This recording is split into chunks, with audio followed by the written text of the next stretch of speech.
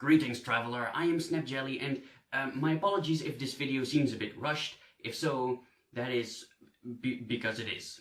I happen to have very little time this week, and I still wanted to get something out for you guys, and I have like 20 minutes left before I have to go. So, my apologies if this video isn't up to par on educational levels, because well, of course, educational content is the top priority here on this channel. You know, it's all serious and stuff.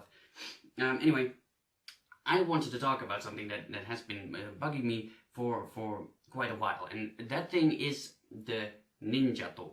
Now, I'm not going to talk about the ninjato specifically, so this is not a let's talk about video where I tell you all about it, where it comes from, blah blah.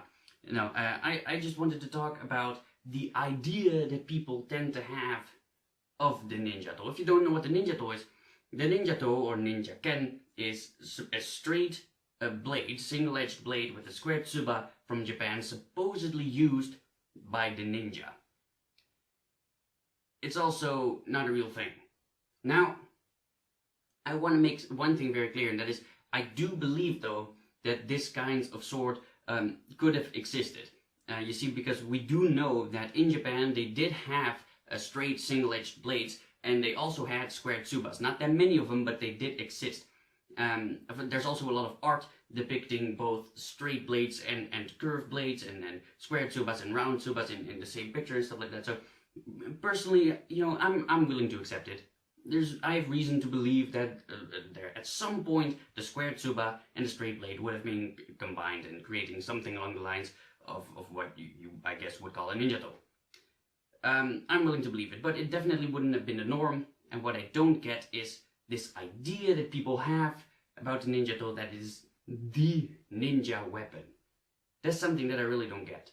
You see, I get asked quite a lot to talk about specific individual weapons, of course, and Japanese weapons are in there all the time. People ask me all the time to talk about Japanese weapons, and including the ninjato.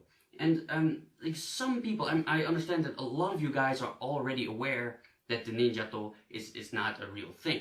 But sometimes people, they are completely, their whole world crumbles as soon as you tell them that the ninjato is not real. Like a while ago, I got a private message on Facebook, some guy who asked me, you know, do you have any Japanese swords? If so, do you want to talk about them? And he specifically asked about the ninjato. And I said, you know, no, I don't have one of those because I like, you know, historical designs and stuff like that, and ninjato isn't real, blah, blah.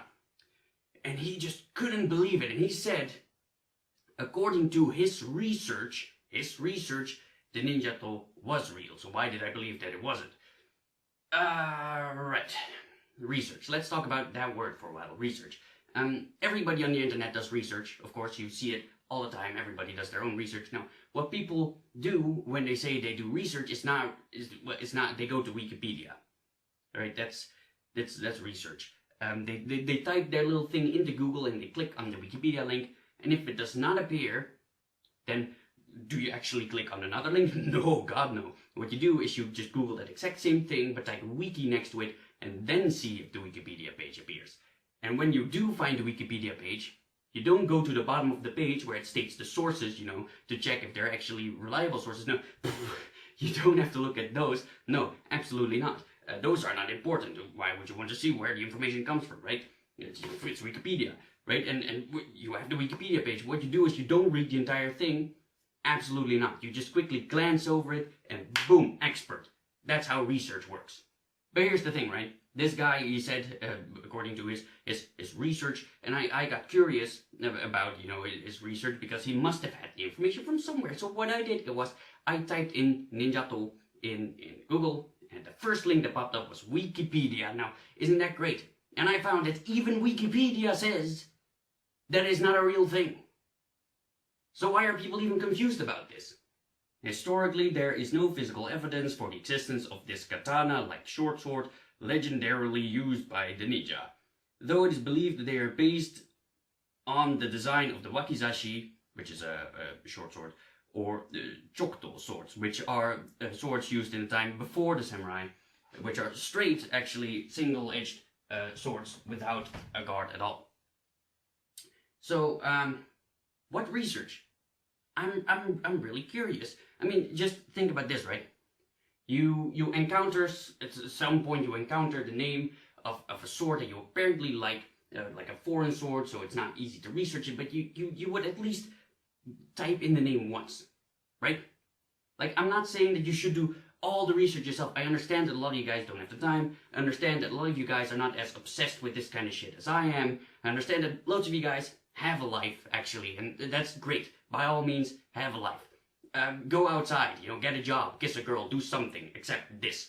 But, just, like, you encounter something you like, you type it into Google, right? Right? I mean, that just happens once, right?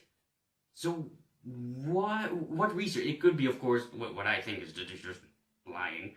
But if even Wikipedia tells you this, if it's the first thing that pops up, and even that tells you, ooh, it's not real, then what convinced you that it was? Naruto Lover 69's Tumblr page? Come on. You see, I am willing to believe that there were straight bladed swords in Japan with squared tsubas, you know, somewhere. They would have been there. But why do they fit this stereotypical view of the ninja, per se?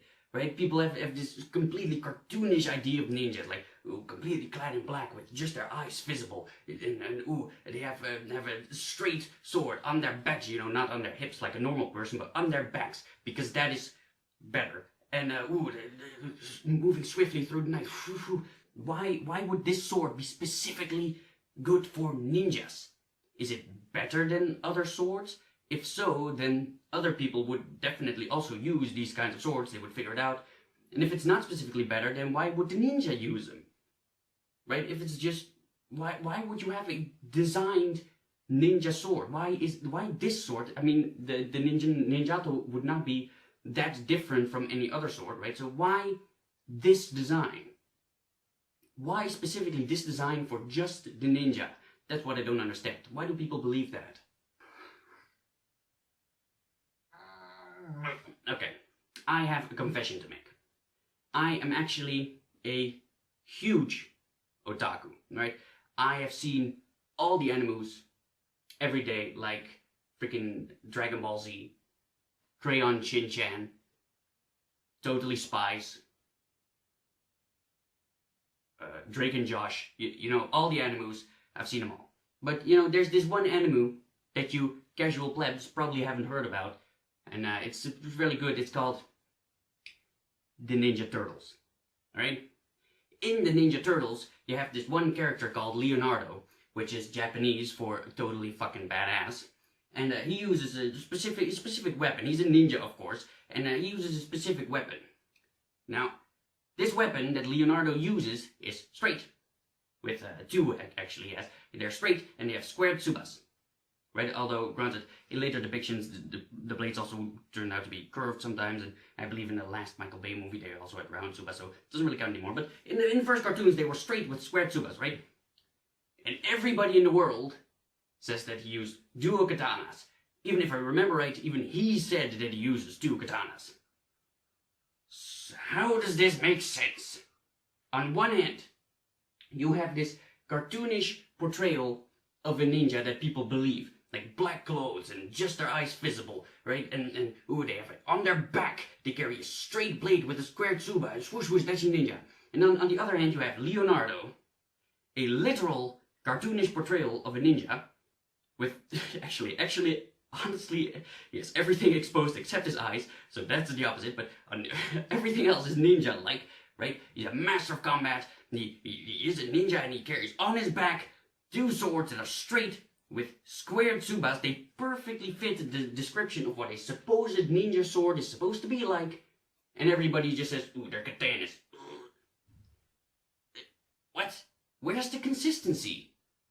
What is it then? Do you want me to believe one fairy tale, or do you want me to believe the other fairy tale? I'm willing to believe any of them, just as long as they're consistent. I'll believe your fairy tales, I'm down. I love fairy tales. So, I need to go. That's about what I wanted to say about this for now. So, I will most likely make another video about this topic, about why I think that they were real and blah blah blah in the future, but that's all for another video. So thank you for joining my quest, and I hope you'll join me in the next one. Bye, guys.